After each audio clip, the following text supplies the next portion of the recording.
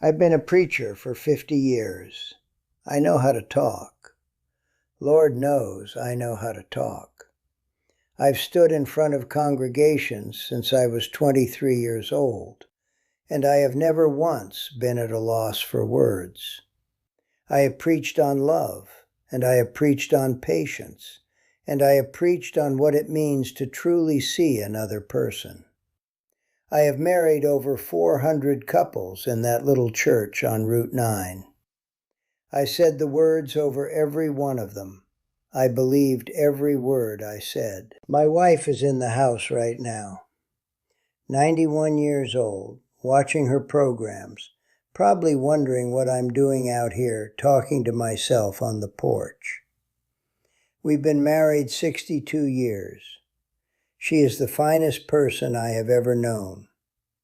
And 20 years ago, she told me something that I have not stopped thinking about since. Something that a man who has preached on love his entire life should have known without being told. Something that took me 30 years of marriage to hear and another 20 to truly understand. My name is Raymond. I was born in 1933 in a small town in southern Georgia, the son of a sharecropper and a seamstress, the fourth of 7 children. We were Baptist people, not performatively, not as a social arrangement, but genuinely. Faith was the architecture of our life. It held everything up. When I felt the calling at 18, I didn't question it. It felt as natural as breathing, as obvious as the red Georgia clay under my feet. I went to seminary, I came back home, and I started preaching in the same county where my grandfather had been born into slavery 2 generations before. I have never left. I married Gloria in 1964. She was 22, I was 31. She was the daughter of a deacon in a neighboring congregation, a school teacher, a woman of such quiet dignity that the first time I saw her I thought, that is what grace actually looks like when it lives in a person and not just in a sermon. We were married in the spring.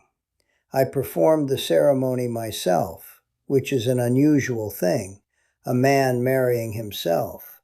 But our congregation wanted it, and I wanted it, and Gloria said she didn't mind as long as I didn't go on too long. I did go on too long. I always did. That is, in a way, the whole story. Not the going on too long at our wedding.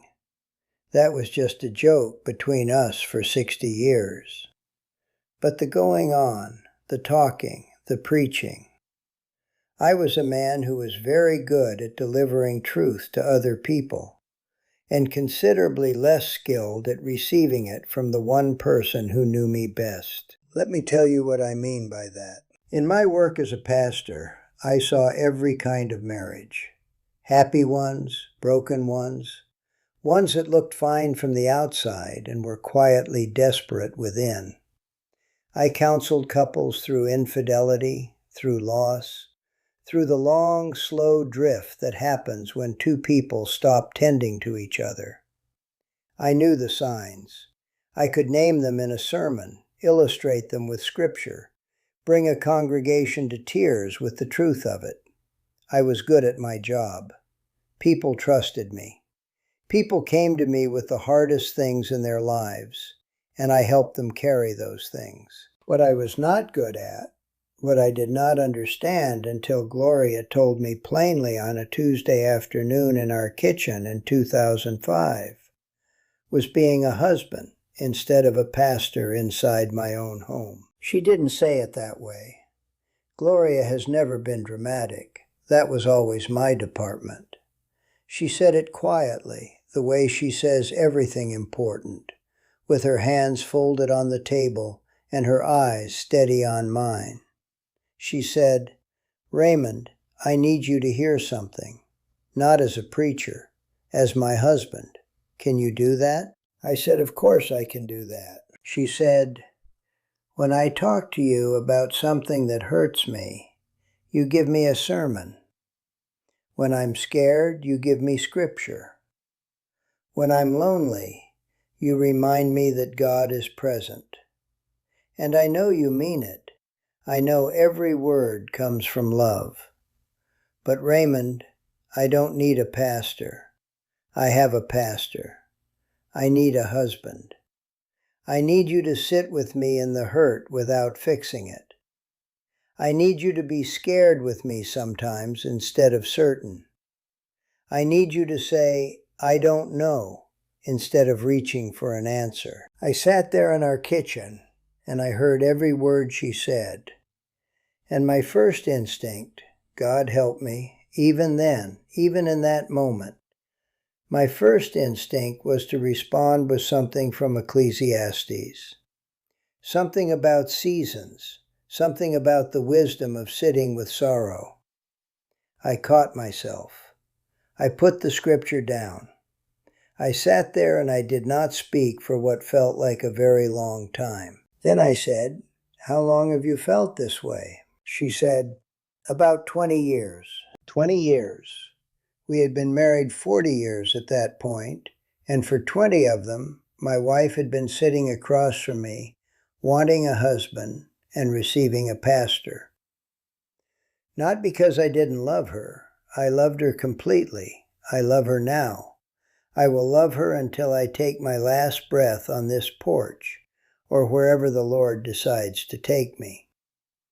But because I had confused loving someone with ministering to them. I had confused being present with being useful. I thought that if I could give Gloria the right answer, the comforting word, the steady faith, the assurance that all things work together for good, I was being a good husband. I did not understand that sometimes what love looks like is not an answer. It is just staying in the room with the question. I want to tell you what changed after that Tuesday and what didn't. What changed? I learned, slowly, imperfectly, with a great deal of backsliding, to put the pastor down when I came through our front door. Not the faith. I'm not talking about the faith. The faith is who I am. But the role. The need to have the word for every occasion. The reflex of reaching for certainty when uncertainty would have been more honest and more loving. I learned to say, I don't know. I learned to sit in the silence instead of filling it. I learned that Gloria's feelings did not need to be resolved.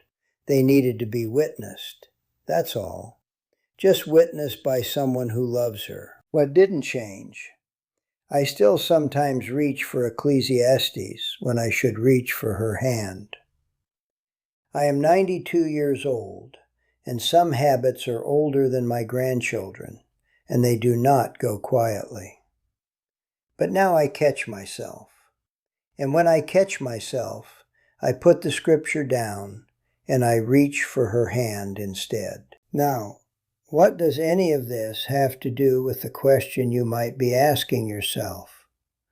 How do you know if you married the wrong person? Here is what I believe after 62 years of marriage and 50 years of watching other people's marriages up close from the front of a church. The wrong marriage is not always the marriage with the wrong person. Sometimes, often, it is the right person and the wrong role. The role you have assigned yourself in that marriage. The part you are playing that is not the part they need. I was playing pastor. My wife needed a husband. Those are not the same thing. And for 20 years, I did not know the difference because I was very good at the role I was playing, and it felt like love to me. It felt like service, which I had been taught was the highest form of love. But service without presence is not love. It is management.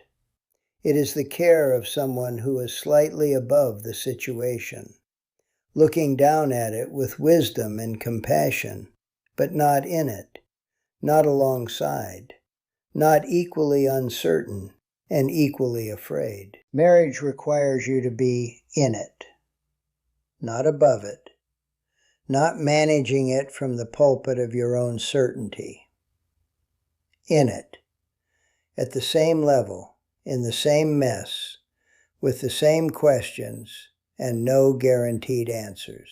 The vow I said over 400 couples, and over myself and Gloria 62 years ago. The vow says to love and to cherish. I preached on those words more times than I can count. I knew what they meant theologically, historically, etymologically. What I did not know, what Gloria had to teach me in a kitchen on a Tuesday afternoon, was what they meant personally, what they meant in the specific language of our specific marriage. Love in our marriage did not look like a sermon. It looked like sitting down, shutting up, and being present in the ordinary Tuesday afternoon of another person's life without trying to make it mean something. That is harder than it sounds, especially for a man who has spent 50 years making things mean something for a living. Gloria is going to come out here in a few minutes and ask me if I want sweet tea. I'm going to say yes. And we're going to sit here together on this porch in the Georgia evening and not say very much. And it's going to be the best part of my day. That is what 62 years looks like when you finally figure out what love is asking of you. It took me 40 years to figure it out. You might not need that long. But you do need to ask yourself, honestly, without reaching for the comfortable answer, what role are you playing in your marriage? And is it the role that person actually needs? Don't answer too fast. The fast answer is usually the sermon. Sit with the question a little while.